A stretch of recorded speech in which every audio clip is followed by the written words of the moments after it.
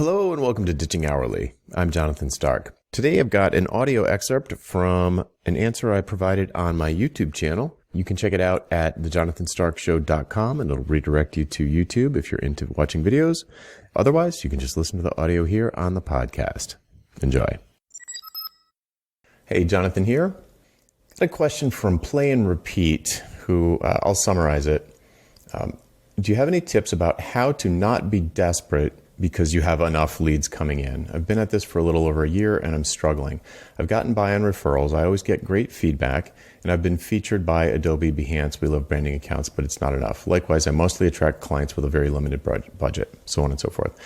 All right, so this person's marketing isn't working. They're not attracting leads, basically.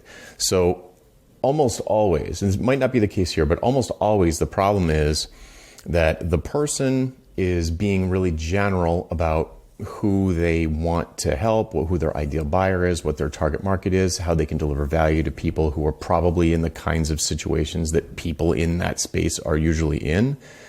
And instead, they're talking about themselves, their process, their tools, the awards they've won, those sorts of things. You know, like what they're kind of like they're presenting themselves on their website and their marketing materials almost like as a resume, like you would to an employer, your job qualifications. It's not interesting. That's not going to attract people. They want to hear about themselves. They want to hear about their problems and how you can make them go away.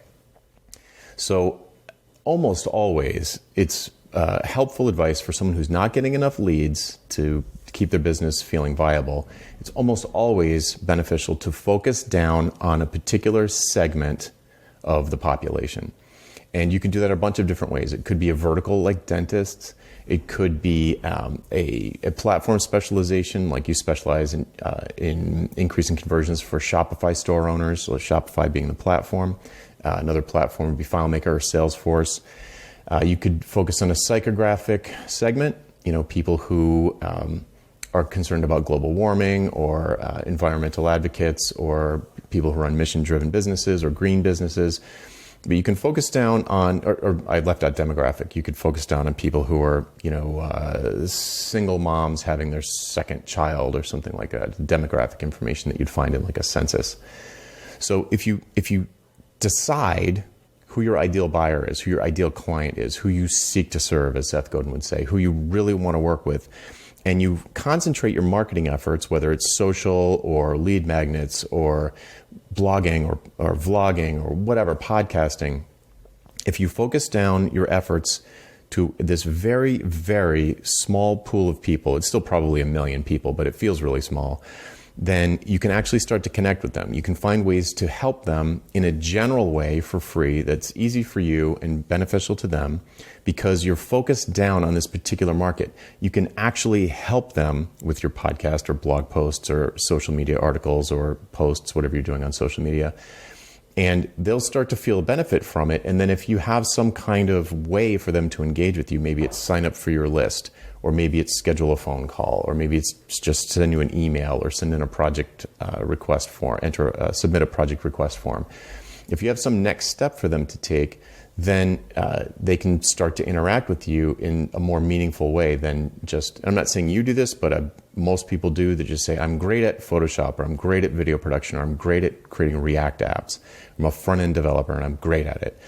That doesn't, you know, people can't connect the dots very easily. So you have to come to where they are and just pick someone who you would like to help. You know, maybe it's nonprofit organizations that do over $10 million a year in donations, whatever, and focus in on them. Think of it like you could think of it like a campaign. So for the next 6 months, you're going to all the content that you create, all the help that you provide in forums, all the emails that you send out, all the podcasts that you do are going to be for particular, you know, for dentists who run a single location, and reach out to them. Connect with them, try and help them with your material. And if it's helpful, then you're just naturally going to start a conversation. They're going to see value in you, and if there's a way for them to easily find out more about how they could get more value from you, and you make that frictionless, then that's the way to go. So I visualize this as like starting a very tiny little fire with kindling. You just start a little tiny fire, And over time, you add, as the flame starts to catch and it starts to burn, you put more wood in there, and then you start using bigger and bigger pieces of wood.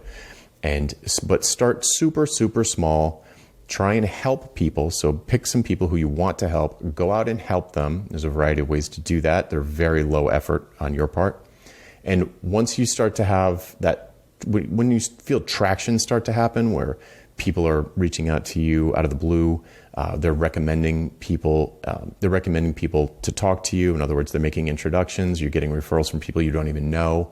That's when you'll know that you're starting to get some traction and you're on the right path.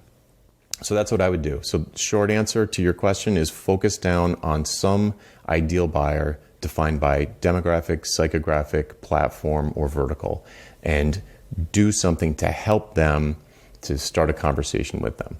All right, hope that helps. I'm Jonathan Stark. If you have a question for me, you can hashtag AskJonathan on YouTube, Twitter, or LinkedIn, and we'll get back to you as soon as we can. Bye. Would you like to learn how to get paid what you're worth? How about selling your expertise and not your labor? We work through all of this together in the pricing seminar. Pre-registration starts soon, and you can sign up to be among the first to know when early bird pricing is announced at thepricingseminar.com. That URL again is thepricingseminar.com. Hope to see you there.